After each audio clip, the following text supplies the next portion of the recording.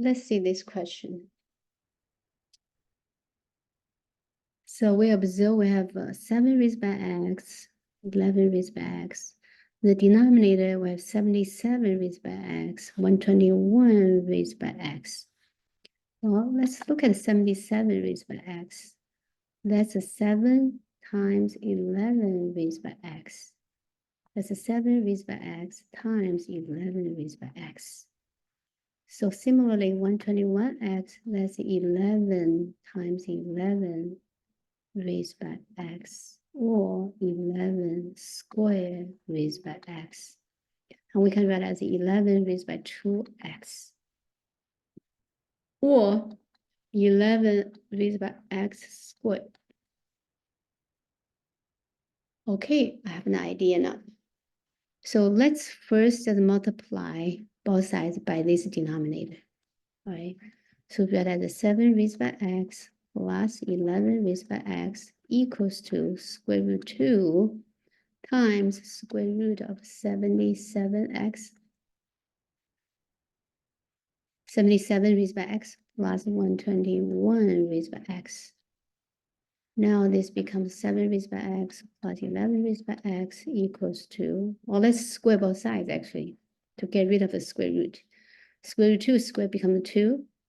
Now inside we have 77 raised by x plus 121 raised by x.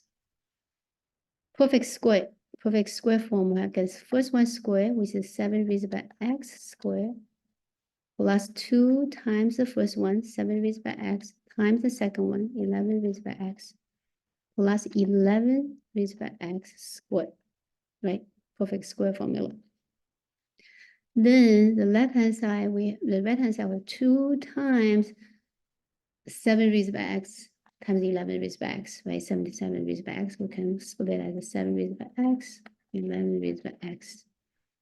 Then plus 2 times 121 raised by x is 2 times 11 x squared. Now let's move everything to the left-hand side. They're all positive, right? When we move to the left-hand side, it becomes negative.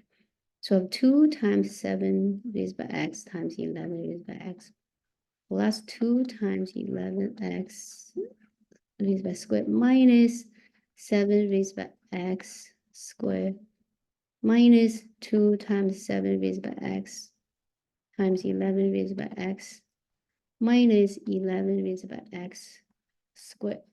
No, nothing left on the left-hand side. Left-hand side will make 0. So we have positive 2 times 7 raised by x times 11 raised by x. We have a negative term, same term, right? So those two adds up to be 0. Then we have these two are like terms. So this one will have 1, negative 1 of 11 raised by x, then square. But these will have 2, so 2 minus 1, that's, so 0 equals to 2 minus 1 is 1. 1 times 11 raised by x squared. Then what's left? We have this minus this one. 7 raised by x squared. Okay, difference of two squares, right? A squared minus b squared equals a plus b times a minus b. So we can split it as 11 raised by x plus 7 raised by x multiplied by 11 raised by x minus 7 raised by x. Well, that equals to 0.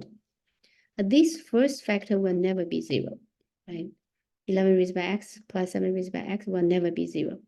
And so the only possibility is the second factor to be 0. So 11 raised by x minus 7 raised by x to be 0.